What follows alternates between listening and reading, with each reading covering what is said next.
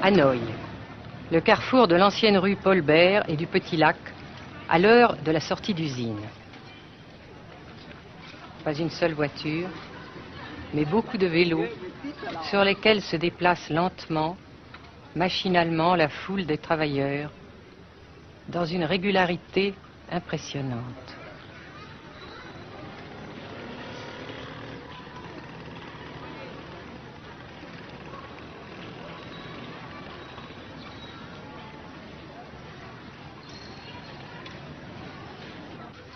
La sensation que ce pays est anormal ne nous a pas quittés au Nord-Vietnam. Anormal d'abord parce que toute vie individuelle a disparu au bénéfice d'un effort collectif extraordinaire.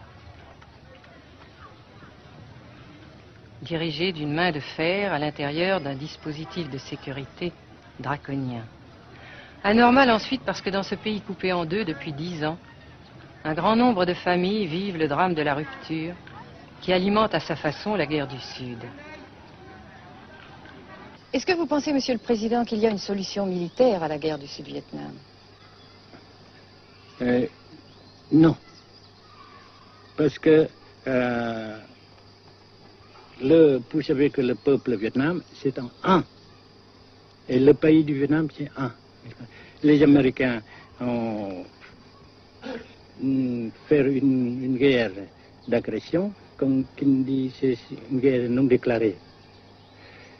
Et, comme vous savez aussi, vous avez pu lire dans la presse, n'est-ce pas, bien, mondiale, que plus la guerre prolonge, plus les Américains et leurs valets, n'est-ce pas, comment dire ça,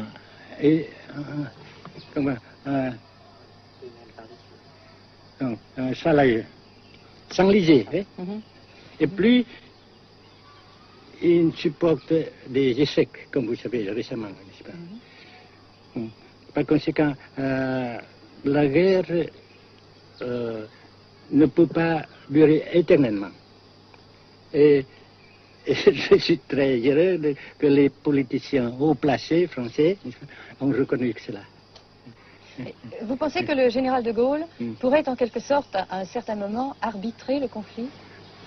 Arbitrer, qu'est-ce que vous comprenez par le mot arbitraire? Nous ne sommes pas des équipes de football. Mais au-delà des accords de Genève, si je ne me trompe, une idée du général de Gaulle est la neutralisation de tout le sud-est asiatique. Est-ce que c'est une idée qui vous semble intéressante? Comme j'ai déjà dit quelquefois, c'est une idée intéressante. Mais ça dépend encore une fois de la volonté de ces peuples et la manière comment on procède à réaliser. C'est une grande question, n'est-ce pas? Et je ne peux pas dire que je suis d'accord.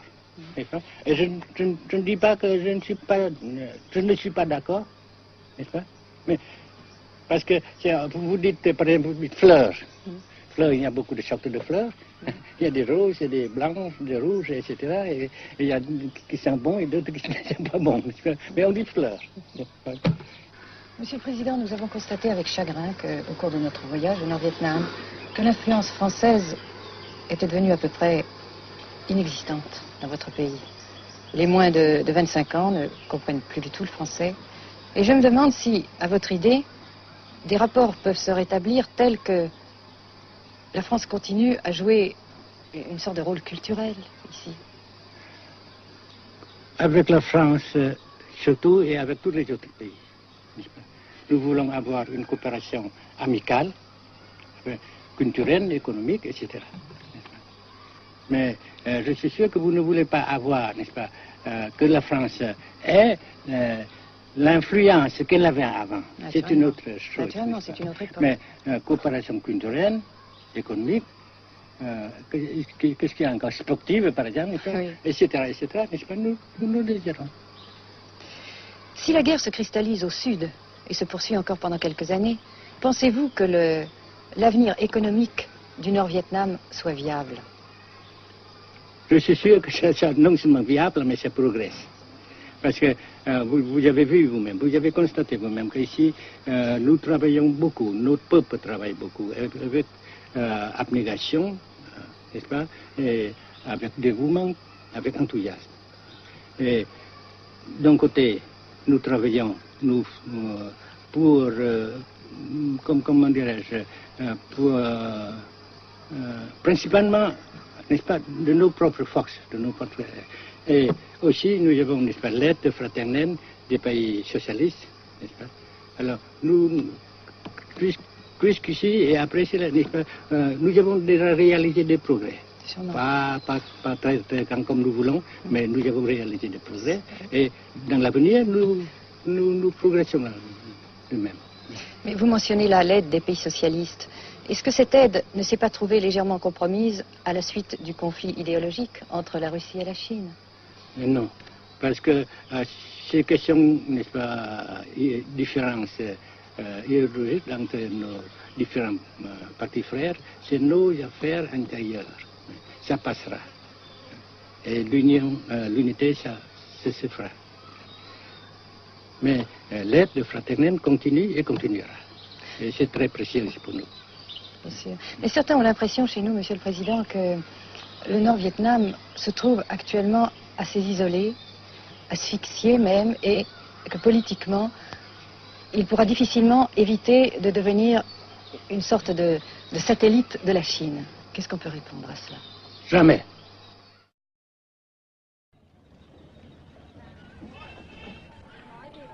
À Hanoï, la vie continue, malgré les alertes, malgré l'évacuation de plus de la moitié des habitants. Les petits magasins de la rue de la Soie sont pour la plupart fermés. Seule la trêve du Tet et ses fêtes de famille devaient redonner pour quelques jours un peu d'animation à la ville, avec la traditionnelle branche de pêcher en fleurs, symbole du nouvel an lunaire et du printemps tonkinois. La trêve, malheureusement, ne fut qu'un espoir déçu.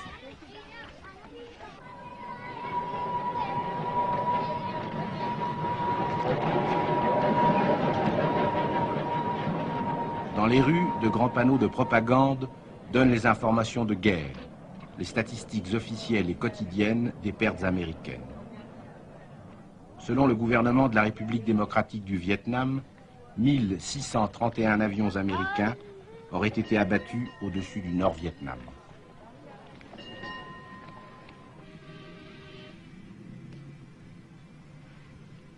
Le grand pont d'Oumer, construction métallique de 2 km de long à la sortie nord-est de Hanoï, assure toujours la traversée du fleuve Rouge.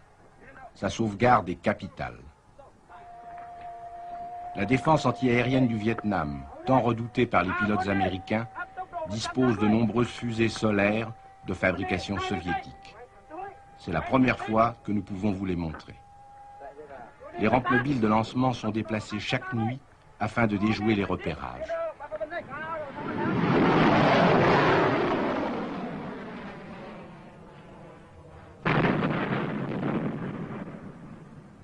Selon les milieux officiels de Hanoï, 54 avions de l'US Air Force auraient été abattus en 1966 par la seule défense antiaérienne de la capitale.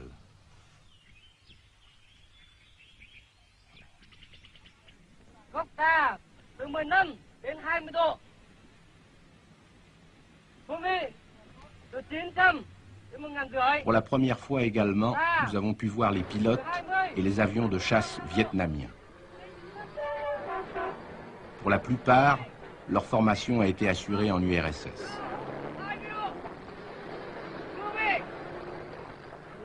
L'état-major des forces aériennes du Vietnam se défend d'utiliser des pilotes ou des spécialistes étrangers. Les MiG-17 et 21 participent de plus en plus nombreux à la défense du Nord-Vietnam. Les résultats des combats aériens sont mal connus et contradictoirement mentionnés dans les communiqués vietnamiens ou américains. Le général Vo Nguyen Giap, ministre de la Défense, a répondu à nos questions concernant le point de la situation.